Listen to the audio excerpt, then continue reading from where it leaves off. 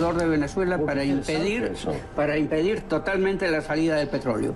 Eso acaba de hundir al régimen, a la par de un bloqueo financiero congelando las cuentas del régimen de Maduro a nivel global. Esas dos cosas son realmente acción gubernamental no violenta, que se puede hacer. El bloqueo financiero lo hemos escuchado ya, el bloqueo naval nunca había escuchado nada de eso.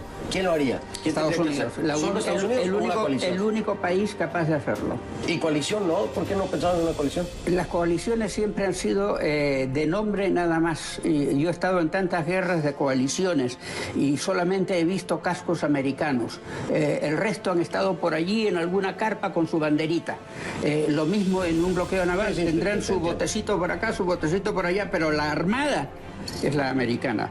Ponle una armada americana alrededor de Venezuela, bloqueando la salida del petróleo, y vas a ver cómo cambia todo. Es que no tienen más. Y el bloqueo financiero para todo lo que son las transacciones de la limpieza de todo el dinero producto de los delitos internacionales. El problema es que desgraciadamente no se ha logrado globalmente hacer este bloqueo financiero porque hay países que siguen facilitando, que son parte del negocio, O sea, son los socios de todas estas transacciones irregulares y entonces, obviamente, no les van a cerrar el la única salida que tendría, y discúlpame que te cambie el tema un poquito, en esto Maduro del bloqueo naval, es Rusia. Rusia apoya a Maduro y las relaciones del régimen de Donald Trump con el gobierno ruso dejan mucho de entrever de algún tipo de arreglos entre ellos. ¿Habrá un arreglo por el cual Rusia impida un bloqueo naval americano a Venezuela? La relación de Trump con Rusia pone en peligro la posibilidad de un bloqueo naval a Venezuela, que sería la estocada mortal. Lo cierto es que Estados Unidos, o sea, esto es irreversible. Olvidémonos de Venezuela. ¿Te parece? Voy a llevar mi cabeza a Estados Unidos. Y la postura del gobierno de la administración Trump es irreversible. Y más con el ego del presidente Trump. Esto no va para atrás. O sea, él no va a quedar mal. Vamos para allá va, ¿no? Creo que Washington, la administración Trump, se metió en este barco. Que va a ser muy difícil que pueda echar para atrás y ya dejar esto de lado. Es una de las cosas que juega a favor del escenario del cambio. Y ciertamente la oposición se ha tomado serios cambios, importantes cambios. Hace año y medio todavía están hablando del camino electoral. Yo creo que en este momento es que apenas comienza a plantearse el problema real de Venezuela. El fundamento de que estás lidiando con una de las más tenebrosas dictaduras que ha visto la región y que aquí no hay salida electoral, aquí no hay diálogo, esto hay que enfrentarlo de frente. Eso empezó a cambiar y estos pasos que se han estado dando, el nombramiento de un gobierno interino, que si bien no tiene el poder en Venezuela, el poder de facto maneja Maduro, está abriendo una plataforma de acción que la comunidad internacional ha empezado a actuar. Pero aquí hay muchas cosas que hacer todavía. Esta idea del bloqueo naval para tratar de ponerle fin al flujo de petróleo, las ventas petroleras, es muy buena idea, pero hay que tratar de ingresar a otros países a montarse en esto.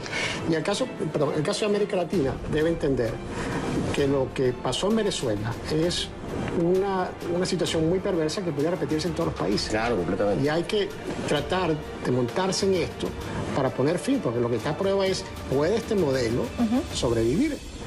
Y si puede sobrevivir en Venezuela, va a poder sobrevivir. Pero oye, Antonio, y aquí tiene que haber, que este es mi gran cuestionamiento, se lo he dicho a Luis Almagro de frente, ¿no? El sistema interamericano tiene que evolucionar.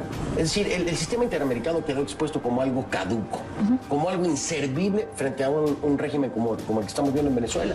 Los procesos democráticos, la aplicación de la Carta Democrática Interamericana, el propio sistema interamericano, no funciona en contra. Yo se lo digo a Luis Almagro, decía, y siempre lo ha dicho, ¿no? Es un régimen criminal. Y a los criminales se les trata con procesos democráticos. No, lo siento mucho, pero esa es la realidad hoy por hoy. Esa es la trampa de la democracia. Eliges democráticamente a un tipo que es totalitario y se monta sobre su totalitarismo con el escudo de la democracia. Y entonces no le podemos hacer nada porque tiene el escudo de la democracia. Bueno, pero tiene que haber una evolución, Guillermo, ¿no? O sea, creo que esto es un llamado para la comunidad internacional para que haya una evolución en los sistemas. No podemos seguir picando piedra cuando ya hay otras formas de procesarla. Debería ser entonces el aprendizaje. La moraleja es no todos los gobiernos que dicen ser democráticamente electos es el único requisito que deben cumplir para pertenecer y para tratarlos de alguna manera. Deben haber otras señales que categoricen, además de las elecciones, porque en Venezuela quedó demostrado que una elección no significa... Claro, pero es que eso hay que entenderlo. Votar no significa elegir. No necesariamente habla de que exista democracia. No, por eso te digo, debe haber, la moraleja es que a partir de ahora... Votaron en Cuba. Bueno, y nada más participó un partido. Un solo partido. Entonces quiere decir que lo que hay es que establecer a partir de ahora un issue que cambie definitivamente este tipo de organizaciones que agrupan, acuérdate que agrupan no a países, a gobiernos de diferentes países, y los países llegan, participan en ellos dependiendo si son democráticos o no. Entonces ya la sola democracia como la característica principal para poder pertenecer a este tipo de asociaciones ya no debería ser... Habría que hacer una nueva lista de requisitos que sea más estricta. Sí, es que tú sabes que al final del día venimos uno analiza y todo esto forma parte de que regímenes totalitarios y delincuentes como este aprendieron a utilizar las palabras, y es un problema de semántica. Sí, pero... Es un problema de semántica, que entendieron que a través de la democracia, claro. Pero hay que desmontarla. Claro, y tú sabes, la política participativa, y empezaron a utilizar este tipo de cosas para filtrarse por la pared de la... Quiero regresar, voy a hacer pausa, quiero regresar porque cuando vemos esto y escuchamos a México, a Uruguay, y perdónenme, al Papa... no, pero eso son palabras mayores. Tenemos que hablar de esto. Porque el sistema interamericano, no, la ayuda humanitaria, lo que sea. Pero cuando existen países todavía como México, Uruguay y el Papa, perdón, pero es la realidad, y le va a molestar a muchos que son fanáticos y llaman al Papa. Y te pueden llamar pero cuando el Papa no se ha dado cuenta que el río de sangre en Venezuela ya está corriendo desde 2014, no sé. ¿Me explico? O sea, perdón, pero hago una pausa, destruyanme las redes sociales y regreso.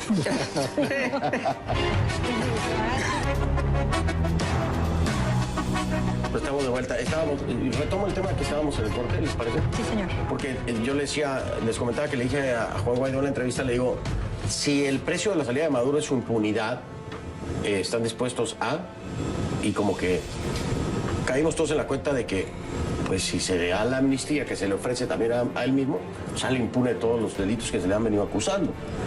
Mi pregunta es, ¿se tiene que plantear esto como una justicia transicional o lo podemos dejar en una ley de amnistía? Porque el escenario me parece más una justicia transicional. Lo vimos con las FARC, ¿no? Yo creo que es un tema sumamente difícil. Yo creo que lo que está planteado, si no hay este quiebre en la Fuerza Armada, es un escenario de conflicto bélico, ya sea por un ejército extranjero, una coalición extranjera, o un sector de las Fuerzas Armadas que se levante y es una guerra civil. Entonces estamos hablando, lo que está aquí en juego, lo que estamos hablando concretamente es unas situaciones muy fuertes y muy dañinas. Si se pudiera evitar eso a través de una oferta de amnistía, yo creo que no es descartable. Bien vale la pena. Habría que analizarlo. Pero además la amnistía aplica... Bien vale la pena por la impunidad de Maduro. Y por todo lo que se puede prevenir en Venezuela, que no hemos hablado de eso, pero es que hay un escenario... Pero por eso, bien vale la pena. Yo creo que sí, pero además hay que entender que la amnistía funciona en Venezuela, pero que el caballero está buscado hasta por la Corte Divina si él sale de Venezuela. La compasión está por encima de la justicia y hay que tenerle compasión al pueblo de Venezuela. Ahora, habiendo dicho eso, me recuerdo cuando se fue Somoza a Paraguay y acabaron matándolo con un obús. Me dejaste pensando algo, porque en el tema de las FARC, la gran discusión hoy en Colombia son los delitos de lesa humanidad de los que se acusa a algunos integrantes de las FARC. Y el reclamo de un sector de la sociedad colombiana de que se haya perdonado eso a través de la justicia transicional. Porque tú me lo llevas a que, bueno, sí, eso es en Venezuela. No. La justicia, los crímenes de lesa humanidad también. Incluso crímenes de lesa humanidad lo estamos viendo con Colombia. Sí. Y eso es un tema que está ahí pendiente. Sí. Porque sigue la pelea. Y ya vimos con el caso de Pinochet. Se le ofreció inmunidad y eso terminó enfrentando problemas en la justicia en Europa. Este pacto que se hizo con con los paramilitares en Colombia, muchos de ellos tuvieron que empezar a haber problemas en la Corte Internacional por crímenes de lesa humanidad. De manera de que una cosa es que se promete y otra cosa es que se cumple. Exacto, exacto. Que no es exactamente lo mismo. Pero sí creo, tú sabes que hasta este momento todas las ofertas que se han hecho, incluida esa de amnistía que tú le preguntaste al presidente Guaidó y que fue un momento de unos segundos de silencio incómodo, yo creo que han valido la pena por todo lo que significa lo que puede venir en Venezuela. Que aparte de después de la ayuda humanitaria son dos escenarios, uno muy malo y otro peor que el muy malo. Sí, sí. Por todo lo que significa que la violencia en Venezuela no se va a acabar porque entra ayuda humanitaria. Nos quedamos con ese ¿Estamos pensamiento, claros, ¿no? claro, no.